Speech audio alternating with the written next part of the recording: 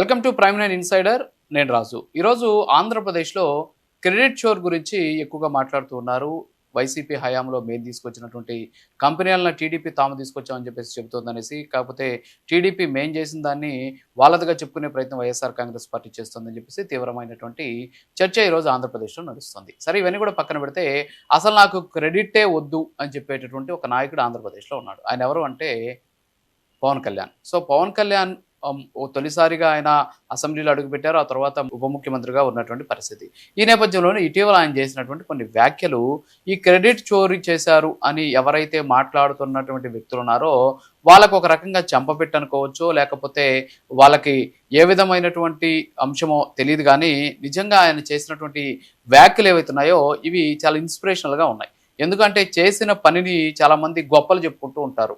మేము ఇది చేసాం, కొంచెం చేస్తే ఒక 5% చేస్తే 200% మేమే చేసామని చెప్పేసి ఎవరికోళ్ళు క్రెడిట్ కోసం తాపన పడుతూ ఉంటారు. రాజకీయాల్లో ఇది ప్రముఖంగా మనకు కనిపిస్తూ ఉంటుంది. చేసింది తక్కువైనా చెప్పుకునేది కొండంత, చేసింది గోరంతా చెప్పేది కొండంత అని చెప్పేసి మనం ఇటీవల కాలంలో అనేక సందర్భాల్లో కూడా ఈ రాజకీయ నాయకులు మనం చూస్తూ వస్తున్నాం. ఇటీవల ఆంధ్రప్రదేశ్లో అదే అంశం కూడా నడుస్తున్న పరిస్థితి. అయితే ఇటీవల పంచాయతీరాజ్కి సంబంధించినటువంటి అధికారులతోటి సిబ్బందితోటి పవన్ కళ్యాణ్ ఒక సమావేశం ఏర్పాటు చేశారు. సమావేశం ఏర్పాటు చేసుకున్నప్పుడు అందరూ కూడా చెప్పుకుంటారు నాయకులు, మేము అది చేసాం, ఇది చేసాం, మేము అంత చేసాం, ఇంత చేసాం, మీకోసం తపన పడుతున్నాం, మీకోసం అహోరాత్రాలు శ్రమిస్తున్నాం, ప్రజల కోసం తపన పడిపోతున్నాం అని చెప్పేసి మొత్తం తామే చేసినట్టు చెప్పుకుంటూ ఉంటారు. అధికారులకి కొంచెం కూడా క్రెడిట్ ఇవ్వరు. ఇది కేవలం ఆంధ్రప్రదేశ్లోనే కాదు, భారతదేశ వ్యాప్తంగా కూడా ఇదే పరిస్థితి ఉంటుందన్నమాట. కానీ పవన్ కళ్యాణ్ అందుకు భిన్నం. ఎందుకంటే ఆయన మాట్లాడినటువంటి కొన్ని మాటల్ని ఒక్కసారి విన్న తర్వాత మీకే అర్థమవుతుంది ఆయన ఏంటి అనేది. నేనేదో మంత్రిగా ప్రమాణ స్వీకారం చేసిన డిప్యూటీ ప్రమాణ స్వీకారం చేసి నేను నా సొంత తెలివితేటలు నేనేం వాడను. చాలా బలమైన నిబద్ధతతో కూడిన అధికారులు ఉన్నారు. చాలా అసలు రిఫార్మ్స్ కావాలి అని చెప్పి ఆకాంక్షించే వెంకటకృష్ణ గారు లాంటి అధికారులు ఉన్నారు. దీనిని ఆయన అనుభవంతో గైడెన్స్ చేసే ప్రిన్సిపల్ సెక్రటరీ గారు ఉన్నారు, శశిభూషణ్ గారు.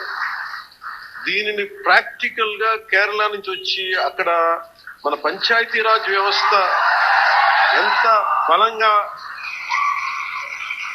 వీలుందో మనకు తెలుసు. ఆ అనుభవం ఇక్కడ మన కృష్ణతేజ గారి ద్వారా, కమిషనర్ గారి ద్వారా రావడం. సో నేను జనరల్ గా ఏం చెప్తారంటే, నేను వచ్చినప్పుడు గతంలో ఎలా ఉండేదని అడిగాను, చాలా రివ్యూస్ చేశాను. చేస్తే వాళ్ళు ఏం చెప్పేవాళ్ళు అంటే ప్రతిసారి ఎస్. సో ఇప్పుడు ఇది పవన్ కళ్యాణ్ గారు మాట్లాడిన మాటలు. ఏమంటున్నారు ఆయన? ఇది నేను మంత్రిగానో ఉప ముఖ్యమంత్రిగానో ప్రమాణ స్వీకారం చేసేసిన తర్వాత నా సొంత తెలివితేటలతో ఈరోజు రిఫార్మ్స్ తీసుకురావట్లేదు.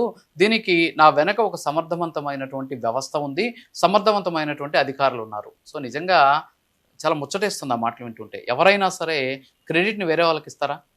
ఉప ముఖ్యమంత్రిగా, మంత్రిగా నేనే సమీక్షలు చేశాను, నేనే క్షేత్రస్థాయికి వెళ్ళాను, నేనే ప్రజల సమస్యలు తెలుసుకున్నాను, మొత్తం నేనే చేస్తున్నాను అని చెప్పుకుంటారు జనరల్గా రాజకీయ నాయకులు అనేవాళ్ళు. కానీ పవన్ కళ్యాణ్ మాత్రం నా తెలివితేటలు ఏవీ లేవు, మనకంత అలాంటి పరిస్థితి లేదు, ఇదంతా కూడా చేసింది నా వెనక ఉన్నటువంటి ప్రిన్సిపల్ సెక్రటరీ అలాగే కమిషనర్ గారు, సో వీళ్ళు చేసినటువంటి తప్ప నా సొంత తెలివితేటలు ఏమీ లేవు అని చెప్పేసి ఆయన చెప్పినటువంటి మాటలు. అంటే నిజంగా ఒక పొలిటికల్ లీడర్, పరిణతి చెందినటువంటి ఒక రాజకీయ నాయకుడు నిజంగా ప్రజల భవిష్యత్తు మీద, ప్రజలకు సంబంధించినటువంటి అనేక రకాలైన సంక్షేమ అభివృద్ధి కార్యక్రమాల మీద వాళ్ళు బాగుండాలి, బాగుపడాలి అని చెప్పేసి కోరుకునేటటువంటి రాజకీయ నాయకుడు ఎవరైనా సరే ఇలాగే మాట్లాడతారు.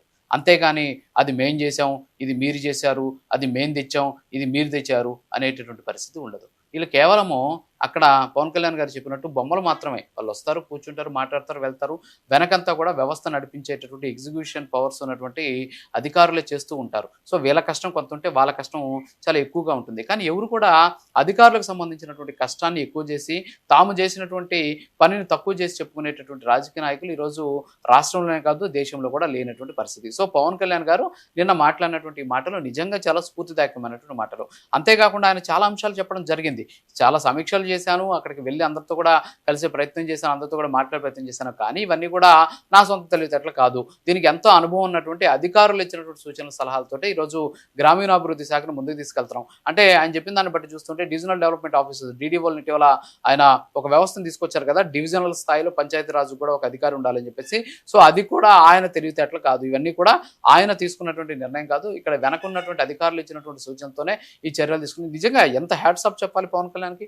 అసలు ఎవరైనా ఒక చిన్న అవకాశం దొరికితే మొత్తం నాదే, ఈ ఆలోచన నాదే, నేనే చేశాను, నేను ఆ రోజుల్లో ఇలా చేశాను, నేను ఈ రోజుల్లో ఇది చేశాను అని చెప్పేటటువంటి రాజకీయ నాయకులు మనం చాలా మందిని చూసాం. కానీ పవన్ కళ్యాణ్ మొన్న మాట్లాడినటువంటి మాటలతోటి నాట్ ఓన్లీ ప్రజలు ఆ రోజు ఆ కార్యక్రమానికి హాజరైనటువంటి పంచాయతీరాజ్ శాఖకు సంబంధించినటువంటి కింది స్థాయి ఉద్యోగాల నుంచి జిల్లా పరిషత్ సీఈఓల వరకు కూడా చాలా ఆనందం వ్యక్తం చేసినటువంటి పరిస్థితి. ఎందుకంటే ఆ కార్యక్రమంలో ఒక నిర్ణయం కూడా తీసుకోవడం జరిగింది. జనరల్గా ఎలా ఉంటుంది అంటే ఒక మంత్రితోనో ముఖ్యమంత్రితోనో ఉప ముఖ్యమంత్రితోనో మీటింగ్ అంటే ఎలా ఉంటుందంటే ముందు జిల్లా స్థాయి అధికారులకి ఫస్ట్ మొదటి 2 రోజులు, తర్వాత మండల స్థాయి అధికారులకి, ఆ తర్వాత వచ్చేసి డివిజనల్ స్థాయి అధికారులకి, మండల స్థాయి అధికారులకి, ఆ తర్వాత వచ్చేసి ఆ ప్రాదేశిక స్థాయి అధికారులకి, ఆ లాస్ట్లో గ్రామ స్థాయి అధికారులకి సీటింగ్ ఉంటుంది. కానీ పవన్ కళ్యాణ్ గారి మీటింగ్లో ఏం చేసిందంటే మొత్తం కూడా ఫ్రంట్ రోలోనే ఉండాలి. అంటే 4 కేటగిరీస్గా విభజించి లెఫ్ట్ సైడ్ ఉన్నటువంటి రోలో వచ్చేసి పంచాయతీ సెక్రటరీసు, తర్వాత వచ్చేసి ఎంపీడీఓస్, తర్వాత జడ్పీసీఓస్, సో ఈ విధంగా డీడీఓస్, సో ఈ విధంగా ఒక సెగ్రిగేట్ చేసి అందరినీ కూడా ముందు వరుసలో కూర్చోబెట్టినటువంటి పరిస్థితి.